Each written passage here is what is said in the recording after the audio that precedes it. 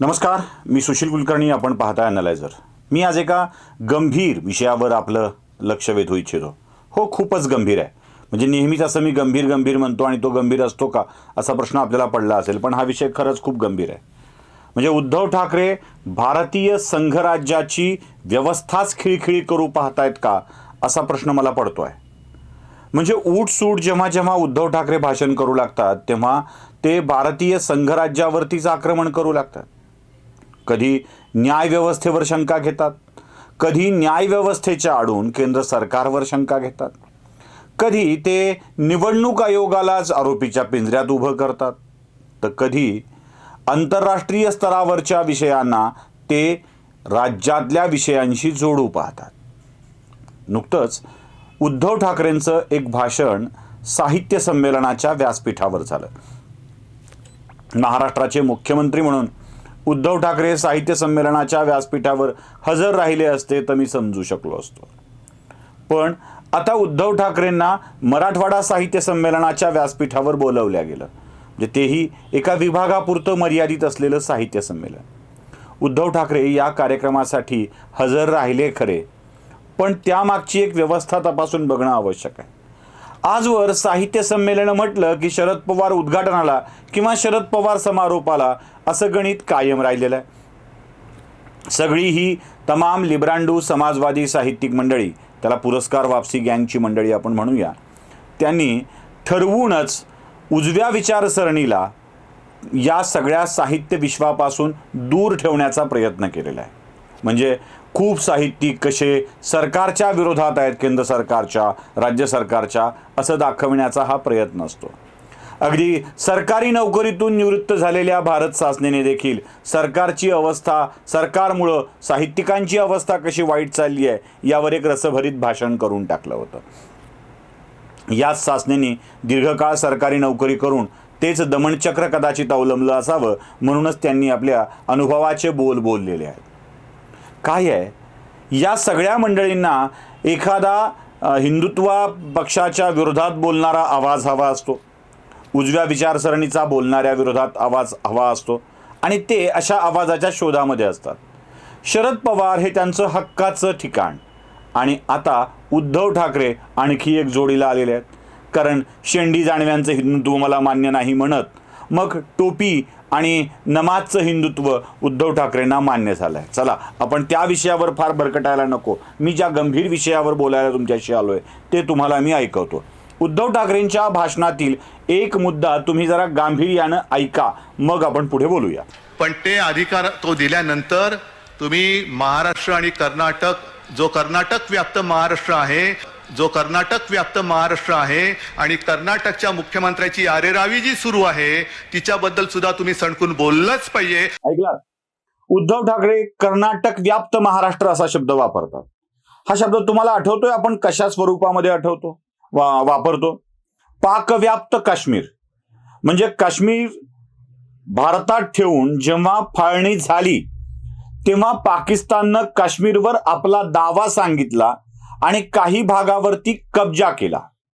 अर्थात एक विवादास्पद भाग म्हणून त्याला गणलं जातं, पण त्याची ओळख POK, पाक व्याप्त काश्मीर, पाक ऑक्युपाईड काश्मीर अशीच राहिली.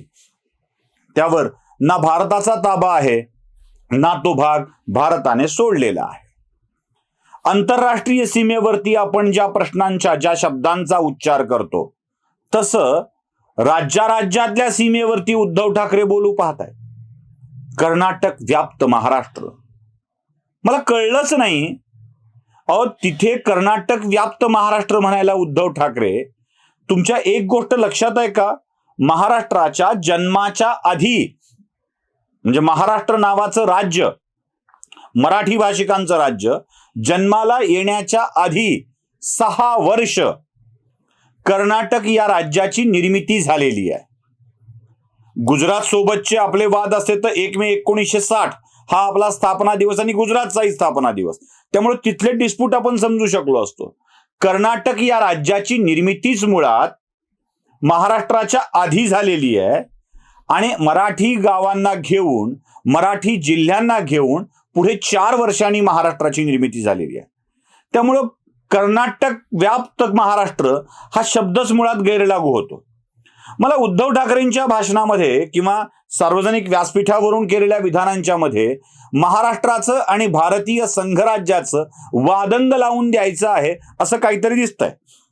म्हणजे याआधी ते लाल बाल पालशी संबंध जोडत बंगाल, महाराष्ट्र आणि पंजाब याचा उल्लेख करत होते, कारण त्यावेळेला पंजाबमध्ये काँग्रेसची सत्ता होती, बंगालमध्ये ममता बॅनर्जीची सत्ता आहे आणि महाराष्ट्रामध्ये उद्धव ठाकरे मुख्यमंत्री होते. यावेळेला 3 राज्यातल्या मोदी विरोधकांना एकत्र करून एक संघराज्याविरुद्धचं षडयंत्र तर उद्धव ठाकरे रचत नव्हते ना, हा प्रश्न मला पडतो. म्हणजे बघा, कर्नाटकामध्ये भारतीय जनता पक्षाचं सरकार आहे म्हणून कर्नाटकशी वाद करायचे. मुळात उद्धव ठाकरेंच्या लक्षात असलं पाहिजे की 2004 सालीच महाराष्ट्राच्या सरकारने सुप्रीम कोर्टामध्ये याचिका दाखल केलेली आहे. 4/2004 असा तिचा क्रमांक आहे आणि फायनल हिअरिंगच्या स्टेजवरती आता आलेली आहे. देशाच्या सर्वोच्च न्यायालयामध्ये जो खटला पेंडिंग आहे त्या खटल्यावर नरेंद्र मोदींना बोलायला भाग पाडायचं ही उद्धव ठाकरेंची व्यूहरचना न समजण्या इतके मोदी वेडगळ असतील अशी शक्यता नाही आहे. कानात बिड्या, धोत्रावर येईन, बगलत रेडू अशी अवस्था देशाच्या पंतप्रधानांची नाही आहे. त्यामुळे 2004ला महाराष्ट्राच्या सरकारनं सुप्रीम कोर्टात ज्यावर धाव घेतलेली आहे त्या मुद्द्यावर पंतप्रधान काय बोलणार. ज्या वेळी असे प्रसंग आलेत आंतरराज्य स्तराविषयावरती बोलण्याचे, तेव्हा उद्धव ठाकरेंनी संघराज्याची व्यवस्थाच ध्वस्त करण्याचा प्रयत्न केलेला आहे.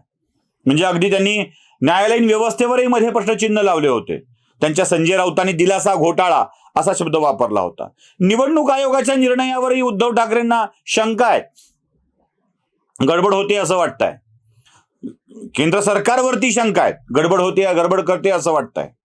म्हणजे उठसूट एकूणच संघराज्य व्यवस्थेवर शंका निर्माण करत देशामध्ये एक अशी अविश्वासाची भावना निर्माण करायची, हे उद्धव ठाकरेंचं आतापर्यंतचं राजकारण आहे का, हा प्रश्न मला पडलाय. मला आठवतंय उद्धव ठाकरेंनी समृद्धी महामार्गाला शिवसेना प्रमुख हिंदू हृदय सम्राट बाळासाहेब ठाकरे असं नाव द्यायचा निर्णय घेतला. त्याच्या आधी जरा समृद्धी महामार्गाची आखणी होत असताना काय होती उद्धव ठाकरेंची स्थिती, किती वेळेला संभाजीनगरचे म्हणजे औरंगाबादचे दौरे उद्धव ठाकरेंनी केलेले आहेत, किती वेळेला तपासलाय की काय काय विरोध करता येऊ शकेल. म्हणजे एकनाथ शिंदे त्यावेळेलाही MSRDCचे मिनिस्टर होते, त्यावेळेलाही मिनिस्टर होते. एकनाथ शिंदेच्या म्हणजे आपल्या पक्षाचा मंत्री असूनही उद्धव ठाकरे समृद्धी महामार्गाला विरोध करण्यासाठी शेतकऱ्यांच्या बैठका घेत फिरत होते आणि तीच नेमकी भूमिका शरद पवारांनी घेतली होती. आणि अचानक बाजी पलटली, नाव द्यायचं ठरलं आणि मान्य, सगळी व्यवस्था झाली आणि मान्य, आणि आता या सरकारला आम्हीही मदत केली आहे म्हणून पुन्हा गांगावा, या महामार्गाला आम्ही मदत केली आहे म्हणून पुन्हा गांगावा. उद्धव ठाकरेंनी आपल्या भूमिका शरद पवारांच्या सारख्याच बदललेल्या आहेत, सतत बदललेल्या आहेत, आणि या बदललेल्या भूमिकेवरच आमची शंका आहे. तुम्ही संघराज्यालाच तडा देऊ इच्छित आहात. मला अजून आवर्जून आठवण करून द्यायची आमच्या प्रेक्षकांना, भारतीय संघराज्य हे केंद्रोत्सारी संघराज्य आहे, केंद्राकर्षी संघराज्य नव्हे. अमेरिकन संघराज्य रचना ही केंद्राकर्षी आहे, भारत केंद्रोत्सारी आहे. भारताने आपल्या सोयीनुसार राज्यांची निर्मिती केली आहे. राज्यांच्या सीमा आखणे, त्यांचे विभाजन करणे, नव्याने निर्मिती करणे हा अधिकार संपूर्णतः भारतीय संघराज्याचा आहे आणि तो उगाच महाराष्ट्राची अस्मिता म्हणत महाराष्ट्राच्या सरकारने आपल्या अखत्यारीत घेण्याचं कारण नाही. म्हणजे अगदी उपमुख्यमंत्री देवेंद्र फडणवीस आणि मुख्यमंत्री एकनाथ शिंदे यांनाही हे करावं वाटलं तरीही त्यांना ते करता येणार नाहीये, कारण हा अधिकारच मुळात भारतीय संघराज्याचा आहे, केंद्र सरकारचा आहे. राज्याची निर्मिती करणे, विभागणी करणे, नवीन राज्य निर्माण करणे, केंद्रशासित प्रदेशात दर्जा देणे, तो काढून पूर्ण राज्याचा देणे, पूर्ण राज्याचा काढून पुन्हा केंद्रशासित करणे, हे सगळं केंद्र सरकारच्या अखत्यारीतला विषय आहे. जसं जम्मू काश्मीर आणि लडाख ही स्वतंत्र संघराज्य केली गेली, जी पूर्वी पूर्ण राज्य होती. दिल्ली त्याला राज्याचा दर्जा गेला, गोवा राज्याचा दर्जा दिला गेला. हे असं सातत्यानं घडत आलेलं आहे.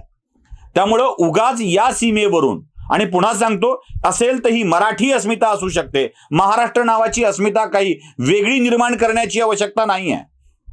पुन्हा सांगतो, ठासून सांगतो, भारत नावाची अस्मिता आम्हाला मान्य आहे. आम्ही भारतीय आहोत, आम्ही हिंदुस्थानी आहोत. आम्हाला वेगळी, आम्ही भारताचे नागरिक आहोत, महाराष्ट्राचे नागरिक नाही. तसंही आम्ही मराठवाड्यातील मंडळी महाराष्ट्रामध्ये हैदराबाद संस्थानमधून सामील झालेलो आहोत.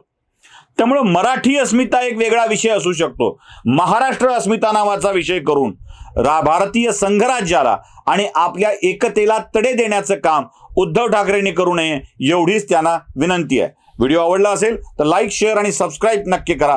धन्यवाद.